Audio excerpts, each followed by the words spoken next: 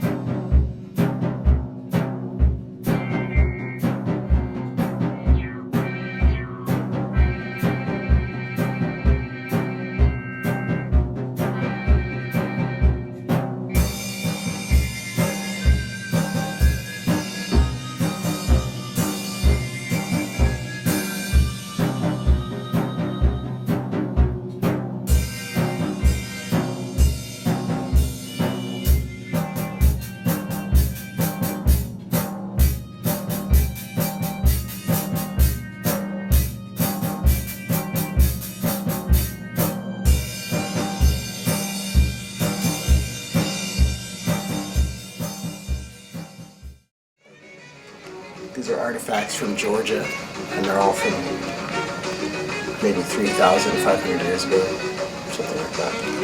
And they can actually tell you like what region of Georgia, a particular pot is from because of the concentration of pots in certain areas and the motifs.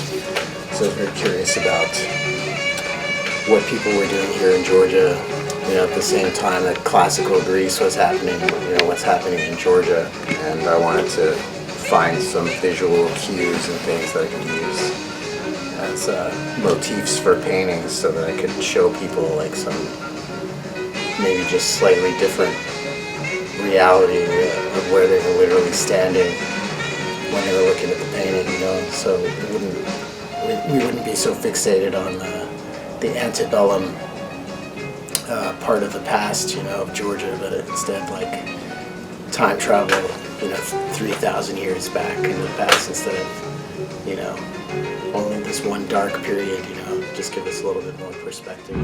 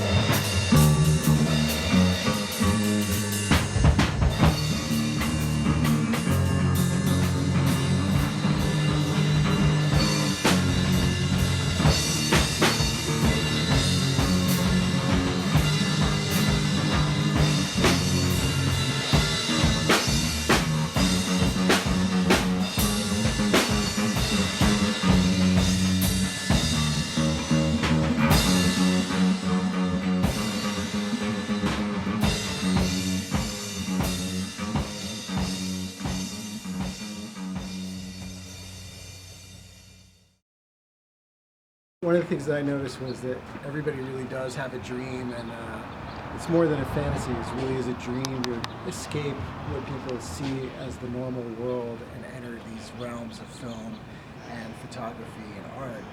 And those things are relatively the same in terms of the kind of attitude that you have to cultivate in order to execute something. And what I noticed was there was a kind of breakdown in people where they really didn't know exactly how to go from the first step to the second step to the third, or, as my case may be, how do you go from the first step to the fifth to the ninth, to the end result as quickly as you can, and, not necessarily skip steps, but speed up the process so that you don't feel like there's some vague day in the future where you're going to make your movie, or there's some vague day in the future where you're going to finish that painting and have an exhibition, or there's some vague day in the future where you're going to have an album and you're going to be a musician. The thing is getting these things done now while you have the idea and you have the capability and the energy to do them. And as time goes on, people get really involved in other things.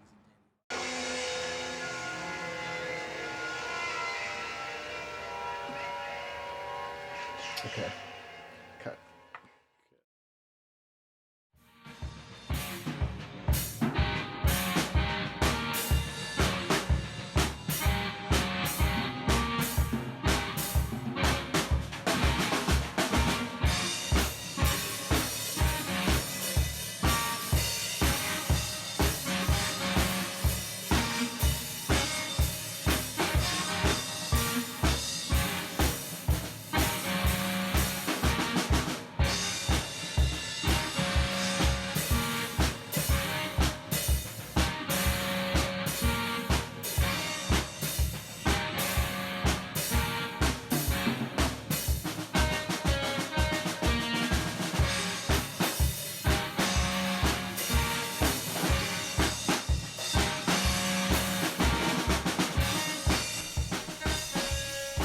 Making the attempt to learn things that are difficult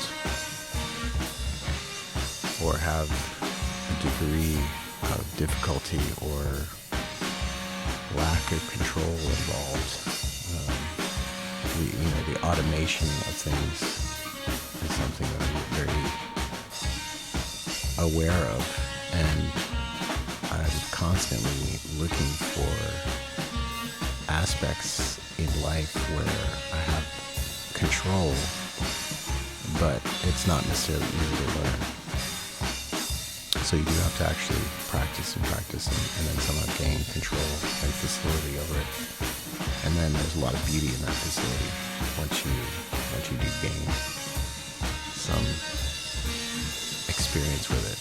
And certainly painting is like that, and photography is like that. Skateboarding is like that. All the things that I think are really valuable and worth doing are like that. And I think the idea of trying to make them easier or simpler for people it's nice. It's fun that people should, have some of that experience, but I don't think we should shortchange ourselves either. I think we should really be very aware of preserving areas in human existence where we can be on the edge and we can flirt with danger and disaster.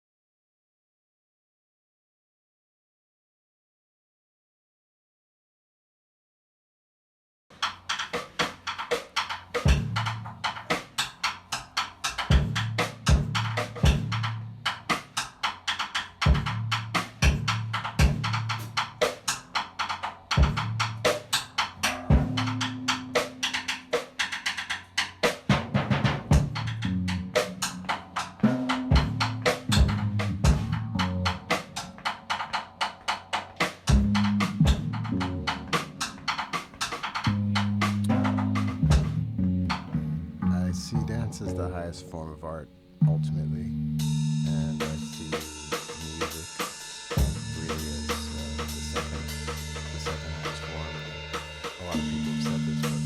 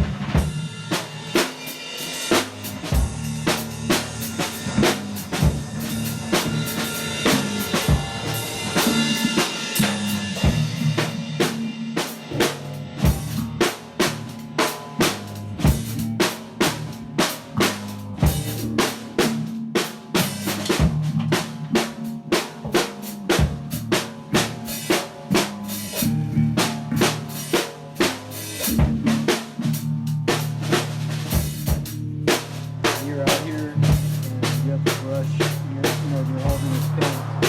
If you haven't done this in 2-3 months, I mean, just, you're really in the realm of exercise.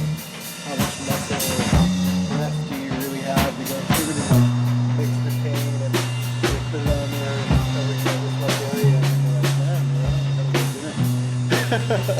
I gotta have a cup of tea. I have to sit down and whatever. Of course, in your mind's eye, you're like, that whole thing has to be done.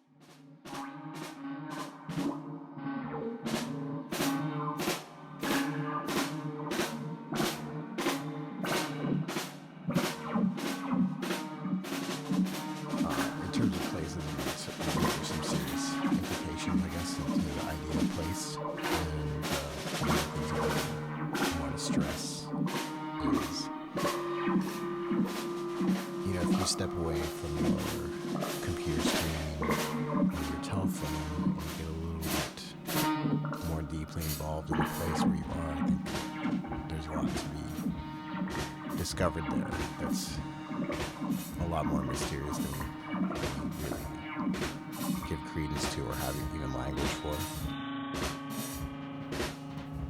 Growing up in New Hampshire and then coming down to Georgia and then being in places like New York or Los Angeles where this character isn't quite as strong, there is something about those places that really acts on you in very profound ways. Sometimes a place can wear you out and take things from you and deplete you or transform you in negative ways, and then other places, if you go there and you experience them directly, they do the complete opposite. They completely rejuvenate you, and they can transform your entire psyche, your body, your face, your sexual energies, everything. And I think these are inspirations for artists, if you are in tune with these aspects of the place and the natural forms that originate from those places, and then the human expression of those forms as you find them there. That's been a major theme in my work. This character or cast of light and water and environment or rock that you find in any given place. In certain places, they have this magical transforming effect on you where you're really at their mercy and then also rejuvenated by them. It's like they grab hold of you and they won't let you go because they sense that you need rejuvenation, and so therefore you actually get the benefit of it if you're able to stay long enough. So this actually turned into a major theme in my work because this concept really transcends art historical dialogues or visual art dialogues or cultural dialogues that go on so frequently in the art world. We believe that we're getting closer and closer to some relevance. We're trying to make some case for why this painting or this sculpture or video or something is important. I think you see this in writing about art, especially when it comes out of galleries. There's a striving for an explanation for things because it's not readily apparent in the artwork itself. And my attitude is really the reverse. It's that your life and your experience of life through your body and your perception is actually the most important thing, and then articulating that into artwork is a byproduct, but you're seeking to encapsulate some of these feelings, for lack of a better word, these experiences. It's also the right word, but encounters with the earth that really we've not delved too deeply into, or we don't know too much about scientifically or culturally in any real realm, or they may have been at different times we may have had a certain relationship to these things, but I think potentially in the future we're going to have a much deeper relationship to that because I think people are certainly being pushed into states where more and more people are seeking to understand the mechanisms of what is happening to them physically and emotionally and spiritually in their bodies as they do this journey through time. And I think they're going to seek to answer these questions for themselves because they are going to wonder what's happening to them. Maybe the vast majority of people won't look for these things, but my experience has been to latch into that. I had early experiences of these things and it's never left me, so I have very clear connection to the places where I live and work as inspiration, and I try to very direct and simple ways these energetic qualities, and I try to articulate them in forms, and very, very basic forms.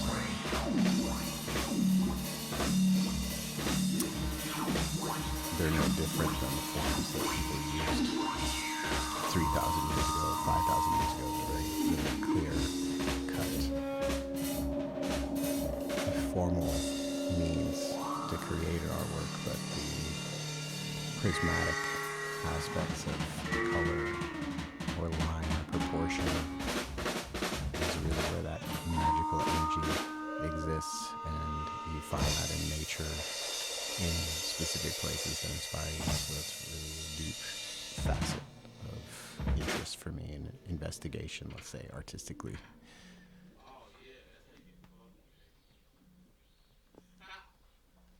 And you're out here and you have the brush, and you're holding this paint. And if you haven't done this in 2-3 months, I mean, just, you're really in the realm of exercise. How much muscle and breath do you really have to go through to like mix the paint and put it on there and cover this much area, and you're like, man, I gotta eat dinner. I gotta have a cup of tea, I have to sit down, or whatever, place in your mind's eye. That whole thing has to be done.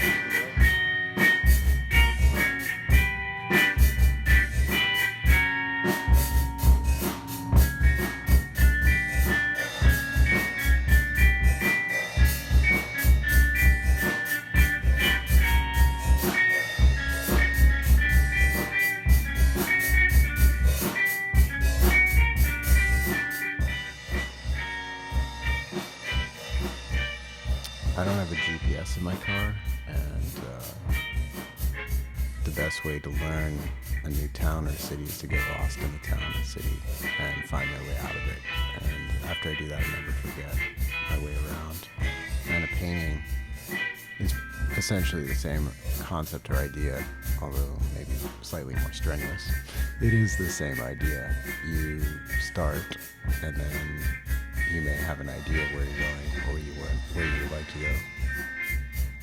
And then it leads you on this journey to find your way out. And the result, more often than not, I would say actually in every case, the result is much better than where you found yourself originally, or what you were aiming for originally.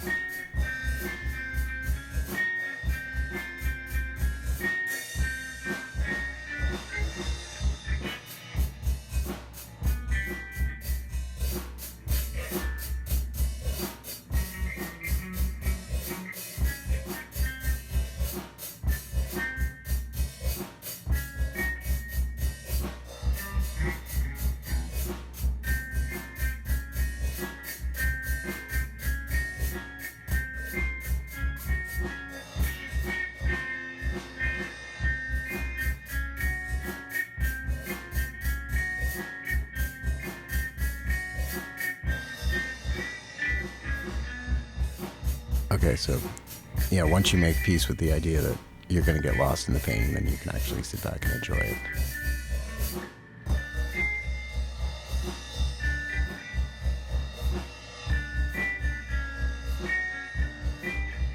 When I was a student in school, when I was a kid in elementary school, I always wanted to be drawing instead.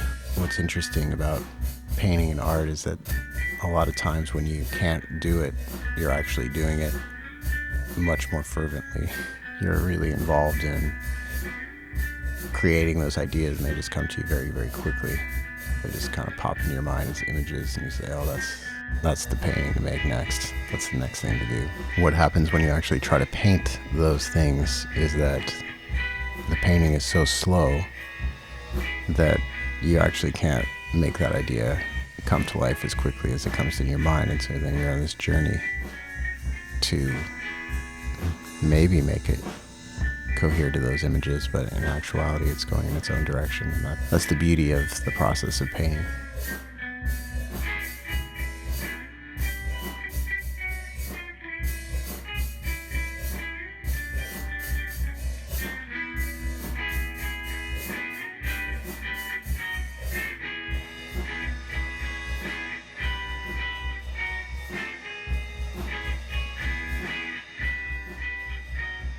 most often when I don't have the brush in my hand or the pen in my hand, or I don't have access to making the painting, is actually when the paintings come the most quickly and the most clearly.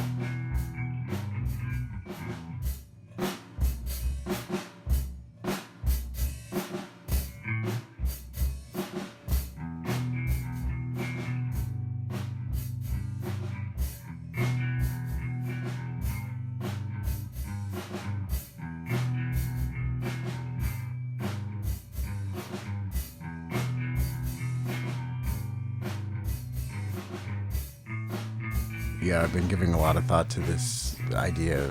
This phrase keeps coming to my mind, which is everyone works for someone. This idea that everybody works for somebody, and rather than you working for yourself. Then metaphorically, I guess, that you could work for everyone, actually, the more you work for yourself. That'd be nice to consider.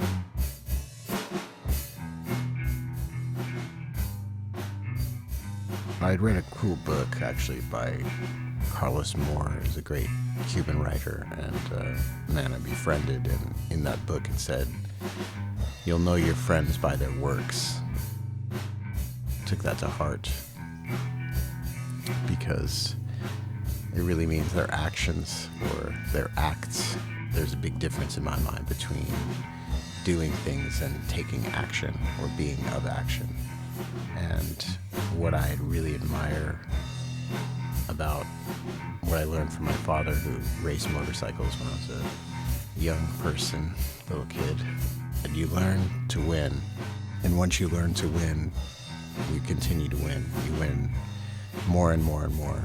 And he won so much that he actually decided that he would race a 250cc motorcycle in the 500 class in short track, and he still won. And that kind of disproved the idea that the machine was responsible rather than the man riding the machine. And I apply that to my own life in the sense that you can be on the edge, and being on the edge is actually a very, very preferable place to be, and it's a very special place to be. And you're very lucky if you actually get to live on some kind of edge. Some edges are less pleasant than other edges, but if you're on a particular edge, you do have a bit of good fortune and luck. And what's interesting about being on the edge is that at a certain point, even if you crash and you fail many times, you do eventually gain mastery over that particular edge, or that facet of the edge, and then suddenly the edge recedes and it moves very far away further in the distance, and other people can observe you on that edge, or what they consider to be an edge, and you handle that edge with particular grace and style, and it's magic to them. And to you, you know that edge at one point in your life was difficult, or it seemed unmanageable or insurmountable, and then suddenly you just gained some mastery over